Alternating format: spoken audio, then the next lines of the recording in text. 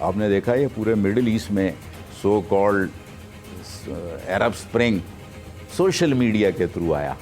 ایک پرسیپشن بنایا گیا کہ جناب جو مڈل ایسٹ کے سارے مسائل ہیں وہ نہ اسرائیل کی وجہ سے ہیں، نہ فلسطین کی آکوپیشن کی وجہ سے ہے، نہ امریکی انٹرفیرنس کی وجہ سے ہے، وہ صرف ایک وجہ سے ہے، اور وہ یہ ہے کہ ان ممالک میں جمہوریت نہیں ہے.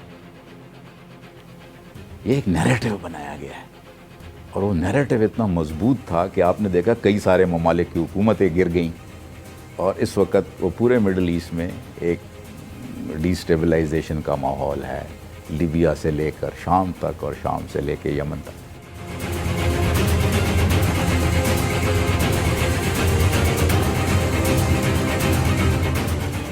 اب جو جنگ کی نوعیت نئی آ گئی، تو ایک نئی قسم کی جنگ چل رہی ہے جس کو کئی اصطلاح میں کہتے ہیں 5th جنریشن وارفیئر. کیونکہ یہ جنگ ہے، اس کی ایک نئی نوعیت ہے.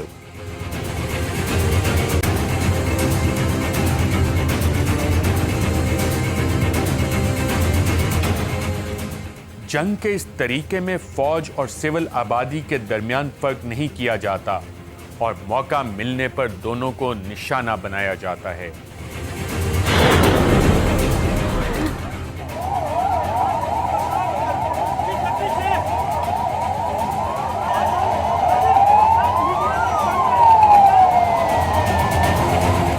یہ وہ جنگ ہے جو غیر واجب جنگ ہے، اس لیے یہ خطرناک جنگ ہے. ہر پاکستانی جو ہے وہ ہمارا بھائی ہے، اور آپ لوگ ہماری اسٹرینتھ ہے.